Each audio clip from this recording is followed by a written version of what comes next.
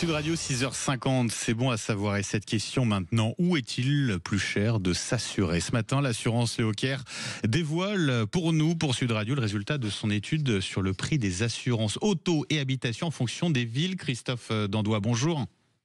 Oui, bonjour. Et merci d'être avec nous ce matin, cofondateur de Léocare. Alors, on nous avait prévenu, les tarifs des assurances qui augmentent en 2025. Déjà, en moyenne, elle est de combien cette hausse, Christophe Dandois? Alors, on distingue deux différences, environ entre 8 à 12% pour l'habitation, pour une maison ou un appartement, et de 4 à 6% pour une voiture. Comment on l'explique, ça, cette augmentation? Est-ce qu'elles sont tout d'abord légitimes, Christophe Dandois?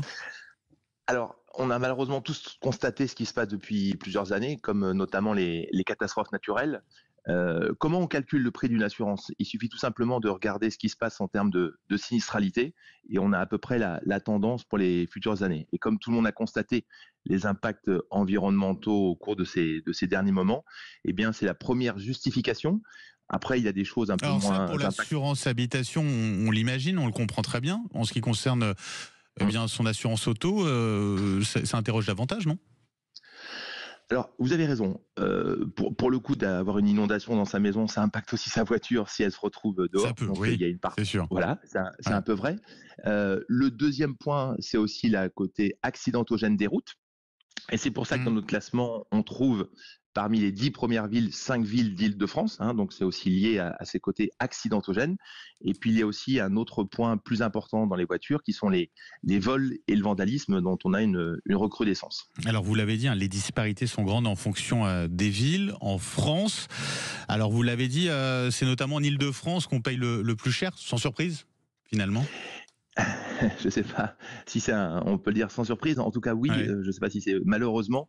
On constate que parmi les 10 premières villes de France, donc qui subissent à la fois la plus grosse augmentation et le tarif le plus important, Ouais. on retrouve 5 villes de l'Île-de-France qui sont à la fois, comme je le disais tout à l'heure, qui sont liées au trafic. Donc plus il y a de gens à rouler, plus le risque est élevé et plus on constate ces sinistres.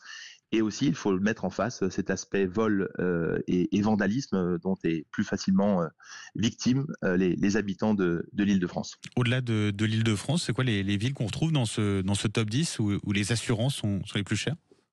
Alors, en termes de top 10, en numéro 1, il y a une caractéristique qui est plutôt du côté de la Corse, donc la ville la plus chère, on retrouve Ajaccio.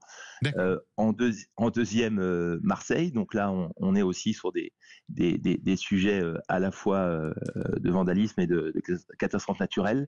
Et en numéro 3, on a Antibes. Et après, par rapport à l'Île-de-France, on retrouve des Blanc-Ménil, des Saint-Denis, des Cergy ou des Noisy-le-Grand dans ce top 10. Ce qu'on peut peut-être rappeler à vos auditeurs, c'est qu'en moyenne, en France, on paye un peu plus de 600 € pour son assurance automobile et environ 260 pour son assurance habitation. En conclusion, Christophe Dandois, c'est là où c'est le moins cher de s'assurer, c'est où?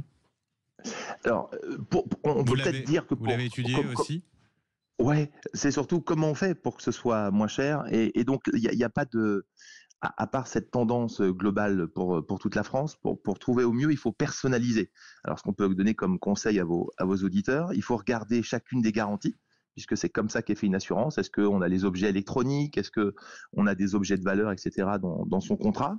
On peut aussi travailler sur son plafond. On comprend bien que si on couvre pour quelques milliers d'euros ou quelques centaines d'euros, c'est pas la même chose. Et puis sa franchise, qui va environ de 100 à 300 €. Donc plus la franchise est élevée, moins on paye. Donc avec ces 3 critères, on peut peut-être aussi essayer d'optimiser son budget assurance pour 2025. Merci beaucoup Christophe Dandois, cofondateur de Léocare. Merci d'avoir été avec nous ce matin sur Sud Radio pour nous dévoiler cette étude. Très bonne journée à vous.